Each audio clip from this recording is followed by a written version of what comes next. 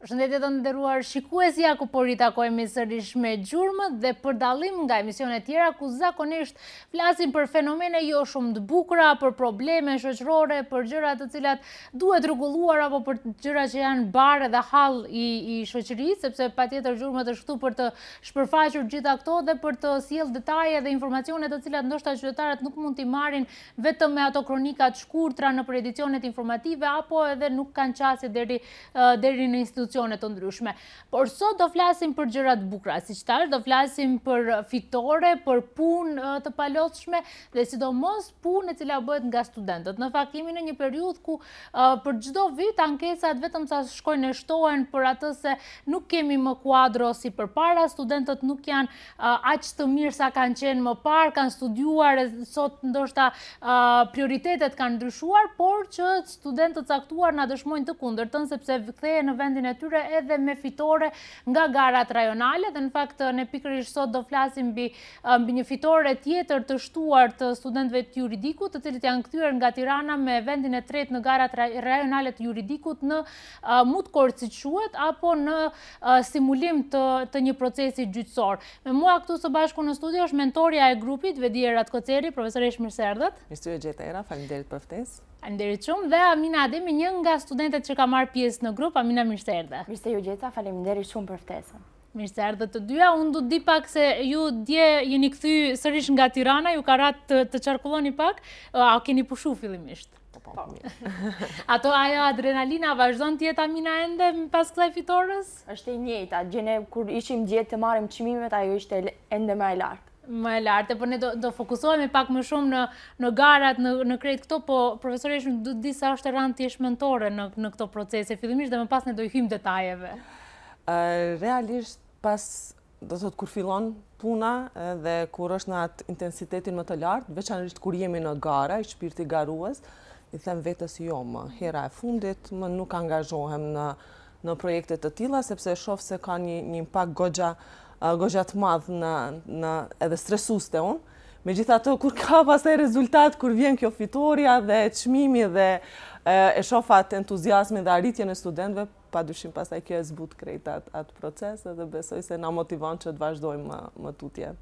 Në fakt, puna e mentorit sa do e rëndë që është, puna kryesore u bie në mbi shpatulla studentëve. Amina, për herë të parë në gara të kësaj lloji? Po, është hera ime e parë që ka marrë pjesë dhe me një fitore. Shumë ishte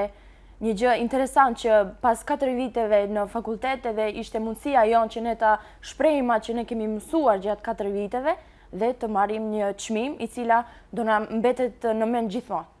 Më thuaj pak si ishte momenti i parë kur u përzgjodhe për të qenë pjesë e grupit për të shkuar deri në Tiranë dhe ato përgatitjet e para? Në fillim kur më kontaktuan isha pak në dilema, a të marr pjesë apo mos të marr pjesë, por nga motivimi profesoreshës tonë, edhe thash po si jove do marr pjesë edhe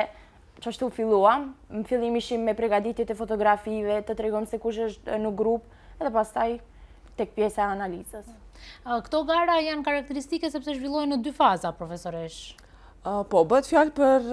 një organizim, do të thotë që tashmë ka veç një praktik 4 vjeçare, është edicioni 4 këtë vit që u organizua në Tiranë. Organizator është Fundacioni Halimi, bashkë me bashkëpunëtor me mbështetje të Ambasadës së Mbretërisë së Holandës dhe partnerëve të tjerë ndërkombëtar, ku si projekt ka për qëllim të bëj bashkë universitetet shqipfolse të rajonit, përfshirë do të thotë universitetet nga Shqipëria, Republika e Kosovës dhe Maqedonia e Veriut, dhe pastaj në një projekt të dizajnuar të tillë që të marrin pjesë dhe të garojnë do të thotë skuadrat njëra me tjetrën në gjykim të simuluar për të ardhur do të thotë deri te përzgjedhja e më të mirëve në këtë drejtim. Universiteti i Evropës Juglindore, përkatësisht Fakulteti Juridik, ka 3 vite me radhë që merr pjesë në këto gara, pra është bërë veç një praktik pjesëmarrja në garat të tilla, sepse konsiderojmë se është një përvojë shumë unike, shumë e veçantë dhe do të thotë një sfidë goxha e madhe për studentët pjesëmarrës në këto gara. Ta sqarojmë pak për publikun formatin e këtyre garave, si duket? Fillimisht do të thotë marrin pjesë diku rreth 16 universitete, pjesëmarrëse, fakultete juridike. të cilave u shpërndahen materialet përkatëse në bazë të një shorti të hedhur. Kur them për materialet, e kam fjalën për raste gjyqësore,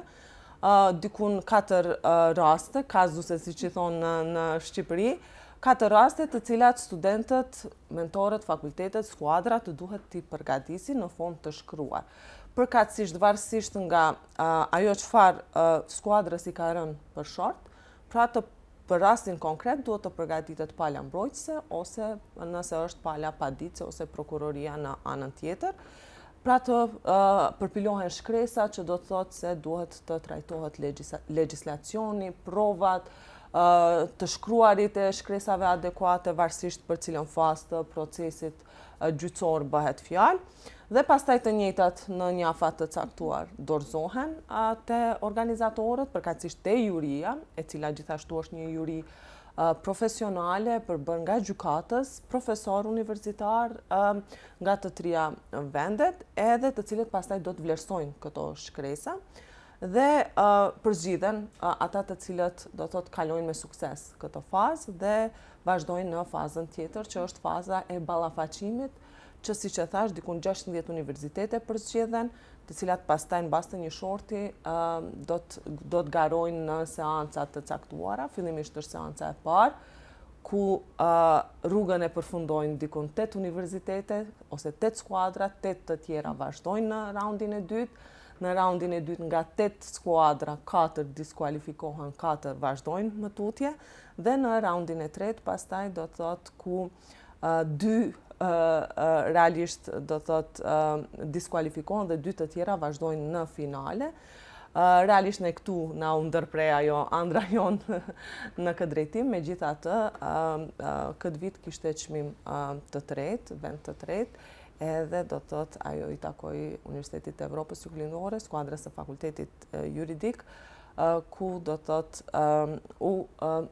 u vlerësuan nga juria profesionale dhe nga organizatorët se meritonin do të thotë këtë shpërblim. Në fakt duket një rrugtim jo mjaft i shkurt dhe mjaft impenjues në këtë drejtim, kështu që Amina më thoi pak si ishte faza e parë me shkruar, sepse është tjetër të mësosh fakultet tje viti 4, tashmë po përfundon, po është tjetër teoria me praktikën kur e preket, sidomos kur rastet janë të ndryshme. Është pak më e vështirë sepse legjislacioni ndryshon nga ajo i Maqenisë së Veriut me të Shqipërisë, me të Kosovës, por ne kishim të mundësuar nga fondacioni bazën ligjore nga ne të cilat duhet të marrim informacionet, pra tek ligji duhet të gjejmë nenin pikërisht se cili e përcakton atë çështje që ne duhet ta shqyrtojmë. Ishte pak se e vështirë, por ne u munduam me punë ekipore që ta arrim një përfundim më të mirë. Thuaj pak sa ndryshonin ligjet nga Maqedonia e Veriut, Shqipëri, Kosovë? Ishim paksa të ndërlidhura, por realisht ishin të ndryshme. Kishte problem sidomos në gjuhë, sepse e dim që... Po, ishte pak një dileme madhe se në procese, ato procese, kishim pak të dilema që a do arrim ne tek faza ku duhet të ballafaqohemi, a do e themi si duhet, po deri diku ja dolën ba. Në fakt, shumë shpesh ndodh kjo që,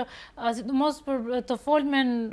neve na dallohet me Shqipërisë, më thuaj, ishte problem të kuptuarit të atyre me juve kur jeni ballafaqu ose jo? Kishte pak, kur bënin ndonjë pyetje dhe definitivisht u desh të konsultohemi me njëra tjetrën, ndoshta ndonjëra e kupton se çka duan të na thuan, edhe ashtu ja dilnim. Po kjo është e bukur profesorish në fakt, sepse kanë mundësi që të njoftojnë me legjislacione rajonale. Ky është edhe qëllimi si duket i organizatorëve, pikërisht për shkak se edhe siç e përmendi Amina, do thotë rastet që neve na servohen nga Maqedonia e Veriut nuk janë sipas legjislacionit të Maqedonisë së Veriut, por janë raste që duhet të trajtohen sipas legjislacionit të Shqipërisë ose Republikës së Kosovës dhe anasjelltas. Pra skuadrave nga Shqipëria, ata trajtojnë raste me legjislacion të Maqedonisë së Veriut dhe të Kosovës dhe Kosova do thotë. Pra qëllimi është që të sfidohen pak, të punojnë raste me legjislacion të huaj në këtë drejtim.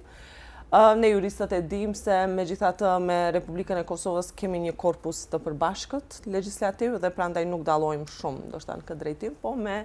Republikën e Shqipërisë realisht kemi dallime, do thotë duke filluar nga terminologjia juridike që përdoret atje, që pak a shumë është e influencuar ndoshta edhe nga Italia dhe vende tjera evropiane, por edhe do thot disa çështje të tjera të cilat normalisht përbëni pak vështërsi për skuadrën,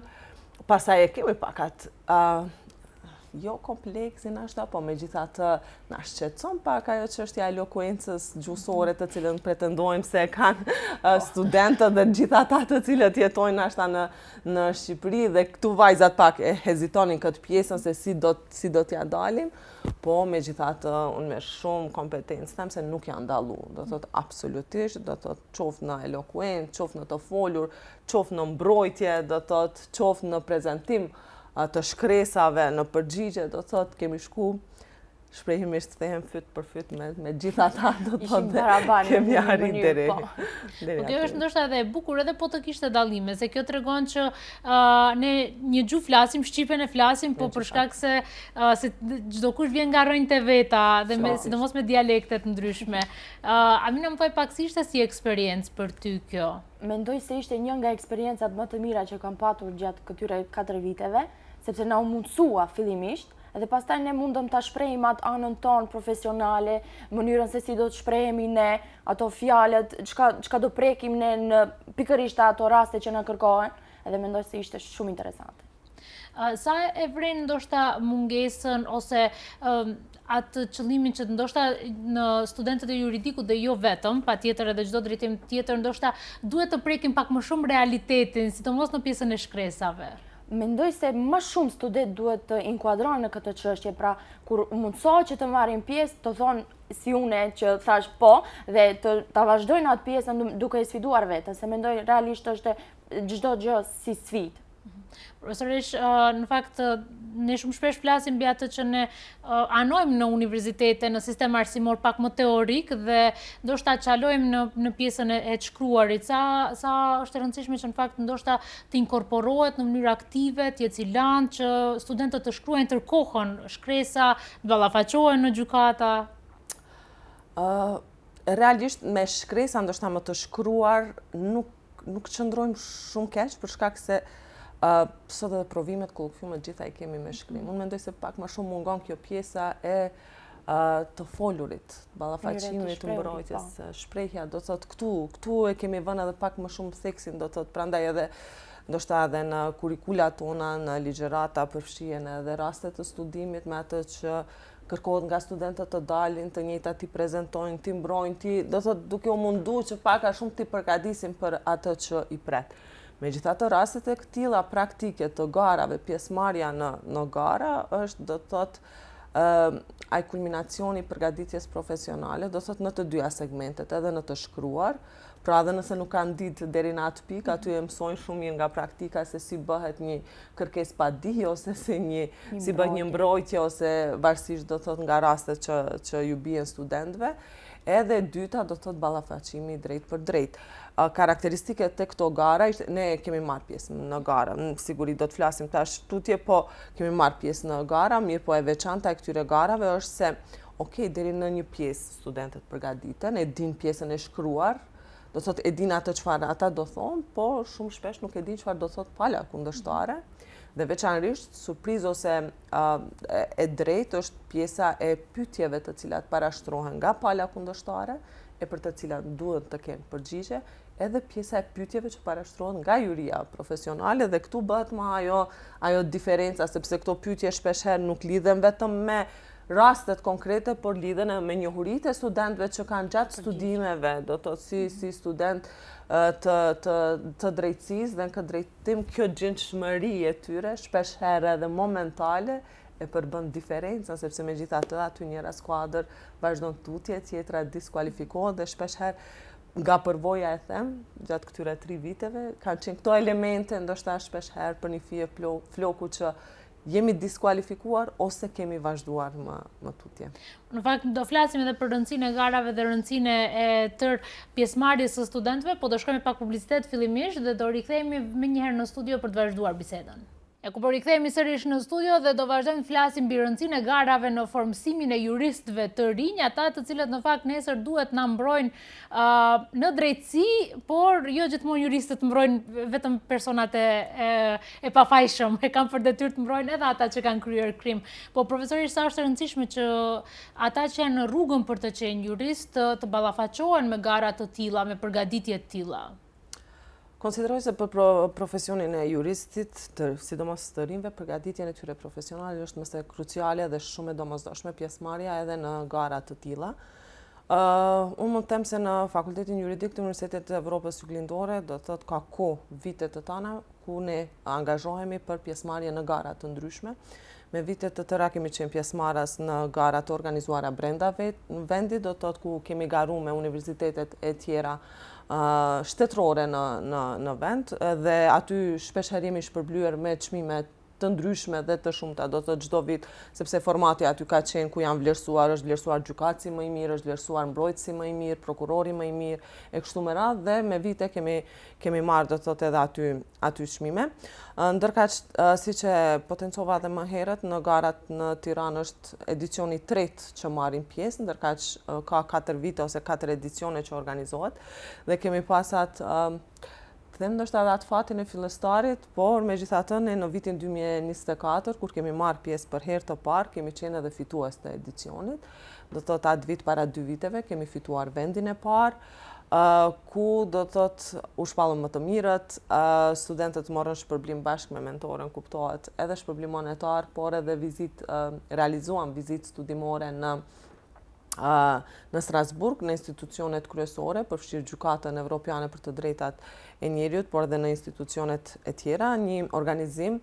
në ombrellën e Këshillit të Evropës, zyrës së Këshillit të Evropës në Tiranë, të cilët u përkujdesen për vizitën, pra ishte një vizitë studimore dhe shumë e vlefshme për studentët e atëhershme, të cilat ishin pjesëmarrëse dhe të cilat i përshëndes dhe i falenderoj, do thotë, për atë entuziazmin dhe fitoren që na e sollën para 2 viteve. Gjithashtu ne, përveç këtyre garave, do thotë, nacionale, rajonale ose mbarkombëtare, si të quhen këto, ku kemi garuar me Universitetet Shqipfolse, Universiteti i Evropës Juglindore ka qenë pjesëmarrës edhe ka vite që aplikon, do thotë, në gjykimin e simuluar në Nuremberg. Aty është një garë ndërkombëtare ku marrin pjesë ose aplikojnë një numër i madh universitetesh dhe pastaj një pjesë e tyre, përkatësisht 40 prej tyre, kualifikohen për në fazën orale. Këto gara zhvillohen në Nuremberg. Nurembergu është qyteti, do të thotë, i cili simbolizon nazizmin, dhe tribunalin e Nurembergut që u krijua pas luftës së dytë botërore, dhe pikërisht në atë gjykatorën historike që është gjykatoria numër 600 në Pallatin e Drejtësisë, realizohen këto gara, sepse është e lëmisë ndërkombëtare penale, ku paka shumë edhe atje formati është i ngjajshëm, pra dërgohet një rast, studentët përgatisin rastin në gjuhën angleze, edhe mbrojtjen, do thotë, edhe palën akuzuese, dhe atje pastaj varësisht nga shorti ju bjen të ballafaqohen me kolegët e tjerë, me skuadrat e tjera. Rezultat të mahnitshëm kemi pas edhe atje në vitin 2024, kur u kualifikuam, ku rastësisht prap kam qenë unë mentore e skuadrës në këtë drejtim. Atje, do të thotë, raundi i parë thash ishin 40 universitete dhe pastaj ishte kualifikimi i radhës, ku 16 prej tyre do të thotë vazhdonin edhe në raundin e tretë. Ne u kualifikuam edhe në atë top 16, pra të mendosh nga gjitha ato universitete nga SBA-t, nga Afrika, nga Irani, nga gjitha vendet e botës, do të thotë të kualifikohesh në top 16, konsideroj se ka qenë një ndër arritjet kulminante, do të thotë, të universiteteve edhe brenda vendit, po edhe do të thotë më gjerë, dhe pastaj do të thotë normalisht edhe pjesëmarrja si vjetshme ishte një ndër ato fitoret që e plotson këtë mozaik të arritjeve të studentëve tanë dhe një stimulim edhe më i madh. Pra edhe këtë vit ishim në top 3 dhe jemi të kënaqur, do të thotë, sepse megjithatë ajo është garë dhe thash, ndonjëherë për ndonjë fije të vogël, nuancë, do të thotë, ose momentum të caktuar, dikush diskualifikohet, dikush vazhdon me tutje. Të mos harrojmë, dua të potencojmë se është një stres i jashtëzakonshëm, do të thotë, unë si mentore që jam prapa skenave, dhe që normalisht mbështetja ime më e madhe është në përgatitje, në mentorim, udhëheqje, po megjithatë unë nuk dal të ballafaqohem aty dalin studentët. Dhe unë i vërtet i vlerësoj shumë për guximin që e kanë, dhe prandaj Prandaj do të thotë jam aq, si them, inkurajuse, falënderuese për studentët, sepse nuk është e lehtë të dalësh para një jurie profesionistësh, që e potencova se janë gjykatës,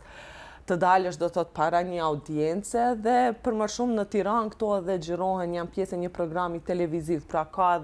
edhe kamera dhe aty studentët duhet të performojnë me të gjitha ato që i potencova më herët, elementet të cilat nuk i dim, pra janë surprizë dhe që vlerësohet gjinshmëria e tyre. E për të mos thënë për ato vajzat e guximshme të skuadrës të cilat dolën në Nuremberg në gjuhë angleze, po ashtu para një jurie ndërkombëtare që ishin gjykatës dhe do thot punonjës gjyqësor të tribunalit përhershëm ndërkombëtar, por edhe të ish tribunaleve ndërkombëtare dhe të ballafaqohen me skuadra të shteteve të ndryshme para një audience. Kjo vërtet kërkon një guxim shumë të madh, një përgatitje shumë të madhe, një siguri shumë të madhe. Nëse e kapën të fillim Amina tha e kom mendu dhe pastaj thash po, sepse ka raste shpesh herë, sado që do thot ju japi mundësi studentëve, jo të gjithë pranojnë, do thot ose pasi të pranojnë, pastaj kur e shohin peshën të cilën e kanë dhe punën që duhet ta bëjnë, edhe tërhiqen, pavarësisht se mund të jenë studentë ekselent, megjithatë kjo ka një barë, do thot dhe ka një angazhim shumë të madh. Vajza që ishin doja t'i përshëndesja prej këtu, do thotë ka qenë pjesë e skuadrës Remzia, Flutura, Amina, për shkak të angazhimeve të punës, sepse duat kisha dashur të potencoj se të trija dhe pse në vitin e 4 veç kanë filluar dhe janë angazhuar do thotë edhe në aktivitetet punës, ato nuk mund të ishin sot me ne. Megjithatë, do thotë ky angazhim ka qenë shtesë, ka shi punës, ka shi studimeve, përfundimit të studimeve, janë në ato ethet e diplomimit tashmë, dhe do thot po, megjithatë unë besoj se si përvojë dhe është do thot e jashtëzakonshme për të ardhmen e tyre profesionale, sepse kjo tash pak para kohe i ballafaqoj me realitetin, me atë çfarë i pret në punën si jurist në cilin do institucion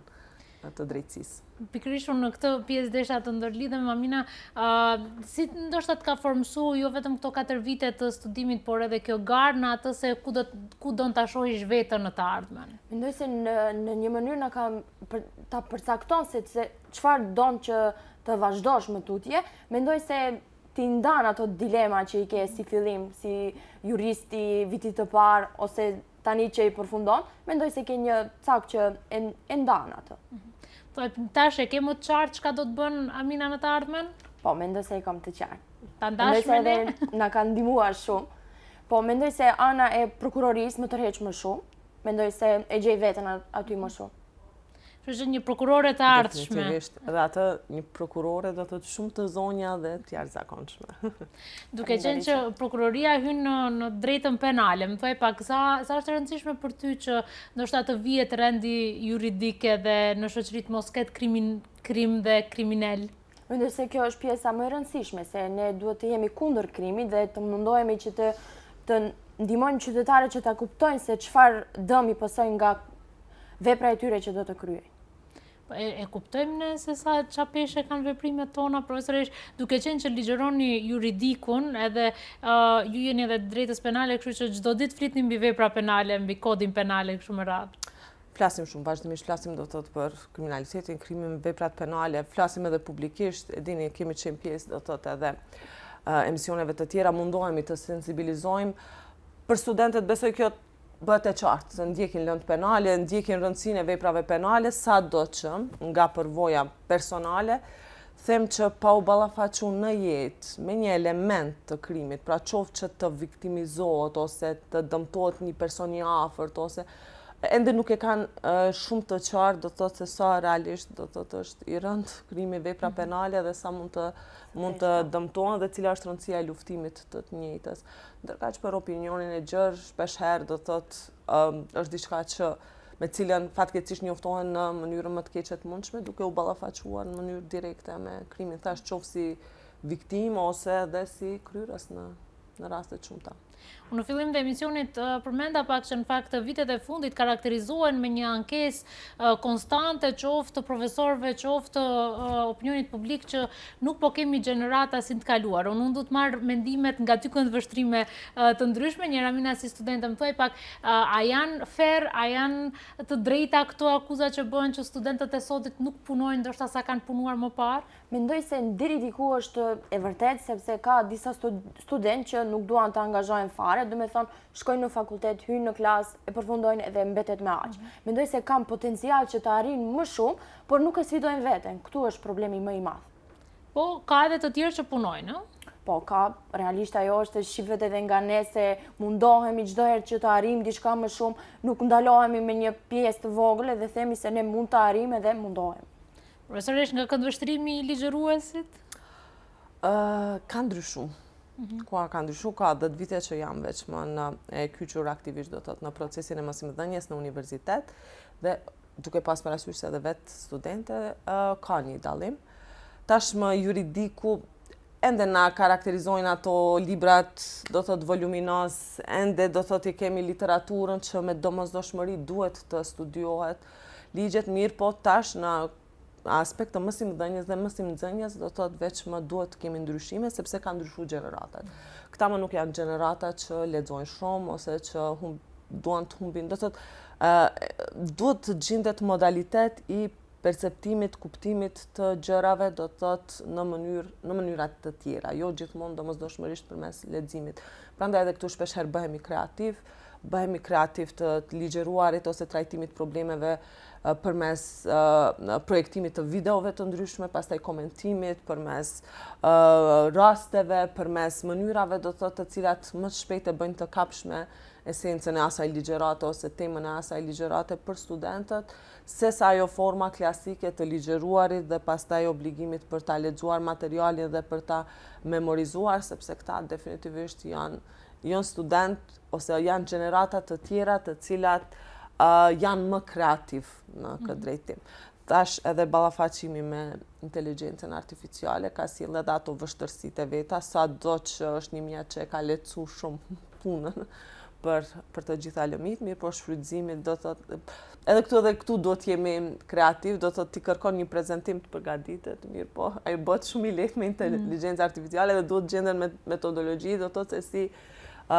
ti orientojmë studentët që po, unë jam dakord të shfrytëzohet, do të thotë inteligjenca artificiale, por vetëm të shfrytëzohet si mjet i punës. Po jo inteligjenca artificiale ta prodhoj atë çfarë studenti duhet ta paraqes në klasë. Fatmirësisht edhe këtu ka modalitete se si mund të detektohet një gjë e tillë ose se si studentët të orientohen, do thotë të punojnë në këtë drejtim, kështu që si përfundim i përgjigjes pyetjes suaja është shumë sfiduese të punohet sot dhe të kihet rezultat, do thotë në përfitimin e njohurive me gjeneratat që kemi sot dhe me krejt këtë zhvillimin teknologjik që e kemi sot. Pra, definitivisht është shumë ndryshe prej kohës kur unë kam qenë studente dhe kohës do të thotë që janë këta studentë. Në kohën time, rastet e studimit ose punimet seminarike bëheshin nga libra që shkonin me i marrë në bibliotekë. Aq ishte. Do të thotë edhe diçka tek tuk që gjen në Google, po ishin shumë të pakta materialet online, ndërka që sot është e kaluar dhe ajo pjesa e gjetjes së materialeve online, kemi shkuar edhe në inteligjencë artificiale, kështu që sfidat janë të realta, po kjo nuk do të thotë që do të mungoj suksesi. Unë absolutisht nuk mund të them se ka qenë atëherë më mirë ose se është tash më mirë. Vetëm duhet të jemi kreativ edhe duhet të përshtatemi me këto do të thotë rregullat e reja dhe kërkesat e reja dhe padyshim suksesi nuk do të mungoj. Definitivisht këtu jam shumë e sigurt. Kjo është e bukur sepse kemi ndryshime, patjetër si shoqëri kemi evoluar tek digitalizimi, globalizimi i ka sjell pasojat e veta, mirë po ka dritë në fund të tunelit, siç po thoni. Ne shkojmë edhe një herë me reklama dhe do kthehemi sërish në studio për pjesën e tretë të emisionit. Por i kthehemi sërish në studio dhe në këtë pjesë të tretë na kanë mbetur në fakt shumë pak minuta për të biseduar, kështu që Amina du fillimisht ta kemi vëmendjen tek studentët. Më thuaj një mesazh për fund për gjithë koleget të cilët ende mendojnë atë hyn juridik apo jo fillimisht, po edhe pastaj edhe ata që janë në procese sipër. Pra fillimisht do i kisha inkurajuar të gjithë që duan të vazhdojnë juridikun, që të kenë një hapësirë nëse munden ta vazhdojnë. Por të tjerë do kisha inkurajuar dhe do kisha motivuar që të marrin pjesë, sepse asnjëherë nuk mund ta di se çfarë përfundimi mund të ketë një veprimi jot i vogël që mund ta marrish sot ose nesër. Studentët aktiv janë shumë të rëndësishëm edhe Amina ti je një prej tyre. Profesorish, sa është krenari të kesh student me cilët mund të kthehesh me fitore në shtetin tënd? Realisht krenaria është e jashtëzakonshme për shkak se normalisht ne aty si mentor jemi bashkë me kolegët e tjerë, me profesorët, fakultetet e tjera, edhe normalisht secili me skuadrën e vetë mundohet të delë në pasqyrën dhe në dritën më të mirë të mundshme. Kështu që edhe këto fitore kanë qenë do të thotë një krenari e jashtëzakonshme edhe për mua personalisht, por edhe për të gjithë kolegët dhe fakultetin juridik, por edhe për Universitetin e Evropës Juglindore, të cilët padyshim përkrahin të gjitha këto iniciativa dhe këto pjesëmarrje në të gjitha formatet e mundshme. Madje do të thotë kishim edhe pritje nga ana e dekanit, kishim do të thotë edhe shumë urime dhe mirënjohje do të thotë edhe nga ana e rektorit dhe të gjitha njësive të tjera të universitetit, sepse kjo punë, ky rezultat do të thotë është krenari për të gjitha ata të cilët në një formë ose tjetër janë të involvuar. Unë do t'i kisha porosit se di të gjithë studentët fillimisht, do të thotë që të sfidojnë vetveten. Amina Remzia, Flutura, por edhe kolegët më herët, Genta, Elona, e kështu me radhë, të gjitha këto Era Sadiku, El Fatiri, e kështu me radhë, të gjithë e kanë kuptuar se këto përvoja përfshirë do thotë edhe pjesëmarrja në gjykimet të simuluara, por edhe përvoja të tjera të cilat studentët ndër vite i kanë dhe angazhohen janë shumë të dobishme për profilizimin e tyre profesional, prandaj inkurajoj që sa më shumë do thotë të kyçen në këto aktivitete dhe të gjitha ata të cilët kanë pasion juridikun, drejtësinë. Unë shpesh herë e them, Fakulteti i Drejtësisë është qels për shumë profesione, prandaj ka hapësirë dhe mundësi do thotë dhe gjendet njeriu mund të gjendet do thotë në tregun e punës në shumë profesione, në shumë drejtime, prandaj edhe do t'i kisha inkurajuar që ta mendojnë si karrierë të ardhshme dhe të angazhohen në këtë drejtim. Nëse mund të shtoj diçka, sepse ne mundemi dhe ne jemi e ardhmja që mund të bëjmë një ndryshim.